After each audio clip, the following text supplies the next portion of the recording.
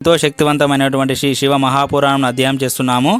అందులో భాగంగా ఈరోజు ఓం త్రయంబకం యజామయే సుగంధిం పుష్టివర్ధనం ఉర్వారుకమివ బంధనాత్ మృత్యోర్ముక్షీయమామృతాత్. మానవులకు సుఖదుఖ సూచకాలైన ఆదిత్యాది గ్రహాలను వారాలకు ప్రభువులను చేసి జ్యోతిశ్చక్రంలో పరమేశ్వరుడు ప్రతిష్ఠించాడు. ఆదిత్యుడు మొదలుగా ఆయా దేవతల వారాలలో వారిని పూజించడం వలన వరుసగా ఆరోగ్యం, సంపదలు, వ్యాధినాశము, పుష్టి, ఆయుర్దాయము, భోగము, అమృతత్వం అనే ఫలాలు కలుగుతాయి. ఆయా దేవతలు సంతోషిస్తే ఆయా వార ఫలాలు కలుగుతాయి. ఎవరిని పూజించినా ఫలాన్ని ఇచ్చేవాడు శివుడు మాత్రమే. దేవతా ప్రీత్యర్థం పూజ 5 విధాలుగా కల్పించబడింది. అవి మంత్రజపము, హోమము, దానము, తపస్సు మరియు సమారాధన అనేవి. సమారాధన అంటే వేదిని, ప్రతిమను, అగ్నిని, బ్రాహ్మణుణ్ణి ఉపచారాలతో పూజించాలి. నేత్రరోగము, శిరోరోగము, కుష్ఠ ఇత్యాది చర్మరోగ నివారణార్థమై ఆదివారం నాడు సూర్యుని పూజించి బ్రాహ్మణులకు భోజనం పెట్టాలి. అలాగే సోమవారం నాడు సంపద కొరకు లక్ష్మిని, మంగళవారం నాడు రోగ నివారణార్థం కాళిని, బుధవారం నాడు కుటుంబంలోని వారందరి ఆరోగ్యం క్షేమం కొరకు విష్ణువును, గురువారం నాడు ఆయువును ఆరోగ్యాన్ని కోరి దేవతలను, శుక్రవారం నాడు భోగముల నిమిత్తం దేవతలను పూజించి వేద విధులకు బ్రాహ్మణులకు అన్నం పెట్టి దక్షిణలతో సత్కరించాలి. శనివారం నాడు రుద్రాది దేవతలను ఆరాధిస్తే అపమృత్యువు నుండి తప్పించుకుంటాడు. దేవతా ఆరాధన నిత్యం చేయాలి. గృహస్థుడు తన గృహంలో శుభకర్మలకు ఆదియందు, అశుభ కర్మలకు అంతమునందు, జన్మతిథి నాడు శుభాలను కోరి ఆదిత్యాది గ్రహాలను ఆరాధించాలి. బ్రాహ్మణులు మంత్రయుక్తంగాను, ఇతరులు తంత్రోక్తంగాను దేవయజ్ఞాన్ని చేయాలి. పేదవాడు తపస్సుతోనూ, ధనవంతుడు ధనంతోనూ దేవ పూజ చేస్తే అది ఇహపర సాధకమవుతుంది. నీడనిచ్చే చెట్లను పాతుట, చెరువులు త్రవ్వించుట, దేవాలయ వేద పాఠశాలను స్థాపించుట ఇత్యాది ధర్మ కార్యాలను ధనవంతుడు చేస్తే అనేక భోగ భాగ్యాలను పొంది జ్ఞానసిద్ధిని కూడా పొందుతాడు. సూతుని ఋషులు దేశ కాల పాత్రల గురించి, దాన విశేషాన్ని గురించి చెప్పమని కోరగా సూతుడిలా అంటున్నాడు: ఋషులారా, దేవయజ్ఞాది కర్మలయందు శుద్ధ గృహం సమఫలాన్ని ఇస్తుంది.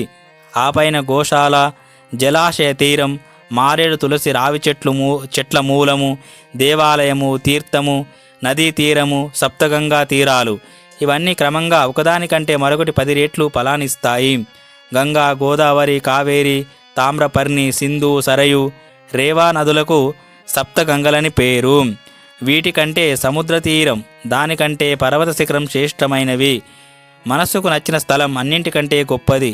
యజ్ఞదానాది కర్మలకు కృతయుగంలో సంపూర్ణ ఫలము, త్రేతాయుగంలో 3 వంతులు, ద్వాపరంలో సగము, కలిలో 4వ వంతు, కలిలో సగం పూర్తయ్యాక 4వ వంతు కంటే తక్కువ ఫలం లభిస్తుంది. పవిత్రమైన అంతఃకరణతో పవిత్ర దినాన పుణ్యకర్మను ఆచరిస్తే సమఫలం లభిస్తుంది. రవి సంక్రమణం నాడు, విషవత్తుల యందు, దక్షిణాయన ప్రారంభంలోను, మకర సంక్రాంతి నాడు, చంద్రగ్రహం నాడు, సూర్యగ్రహణ కాలమందు ఆచరించిన పుణ్యకర్మలకు క్రమంగా ఒకదానికంటే మరొకదానికి 10 రెట్లు ఫలం అధికము. జన్మ నక్షత్రము వచ్చిన దినము, వ్రత సమాప్తి అయిన దినము సూర్యగ్రహణ కాలంతో సమమైనవి. మహాపురుష సంగమము కోటి సూర్యగ్రహణాలతో సమమైనది. తపోనిష్ఠులు, జ్ఞాననిష్ఠులు, యోగులు మరియు యతులు పూజార్హులు. వీరు పాపక్షయ కారకులు. గాయత్రిని 24 లక్షలు జపం చేసిన బ్రాహ్మణుడు సంపూర్ణ భోగ భాగ్యాలనిచ్చే పాత్ర అని చెప్పబడుతున్నాడు. మానవుడు పతనం కాకుండా రక్షించే శాస్త్రానికి పాత్రం అని పేరు. మరియు దాతను పాతకముల నుండి రక్షించేవాడు కనుక యోగ్యుడైన ప్రతి గ్రహీత పాత్రం అనబడుతున్నాడు. గానం చేయువాడిని రక్షిస్తుంది కనుక గాయత్రి అని పేరు. లోకంలో ధనం లేనివాడు ఇతరులకు ధనాన్ని దానం చేయలేడు కదా, అలాగే స్వయం శుద్ధుడు కానివాడు ఇతరులను రక్షించలేడు. గాయత్రి మంత్ర శుద్ధ బ్రాహ్మణుడు అనబడుతున్నాడు.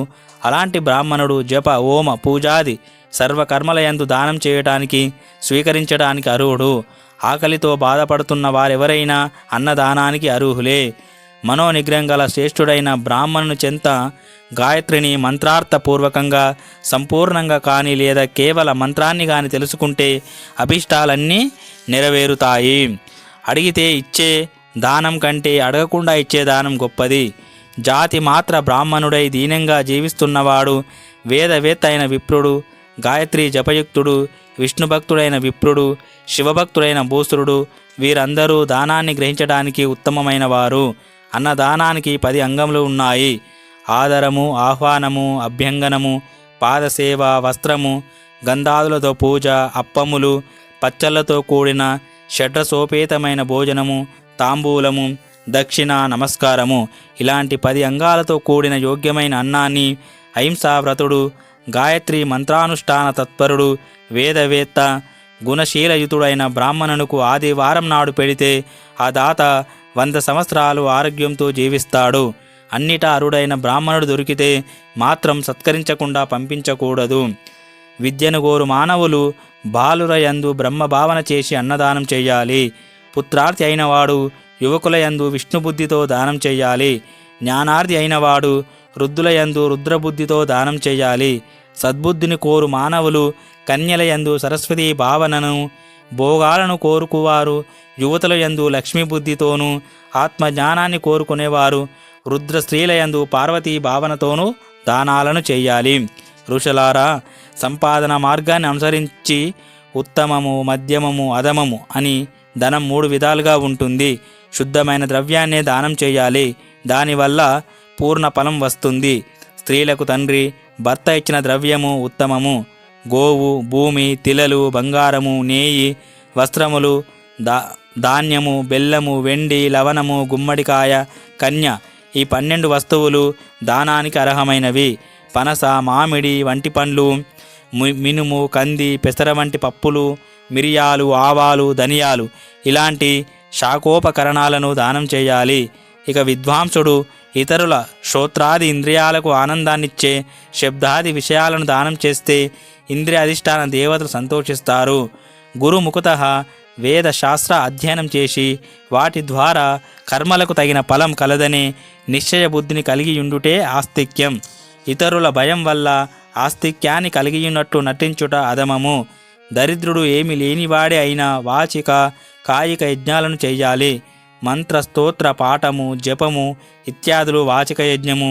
తీర్థయాత్ర వ్రతాలను ఆచరించుట ఇత్యాదులు కాయిక యజ్ఞము.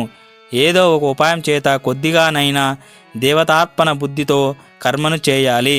తపస్సును, దానాన్ని విడిచిపెట్టకూడదు. ఈశ్వర అర్పణ బుద్ధితో చేసిన దానం గాని ఏ కర్మ అయినా సరే మోక్షాన్ని ఇస్తుంది. ఓం శాంతి శాంతి శాంతి. హరి ఓం తత్సత్. శ్రీరామకృష్ణార్పణమస్తు. తర్వాతి భాగంలో పూజా విధానము, శివ పూజా ఫలం గురించి అధ్యయనం చేస్తాము.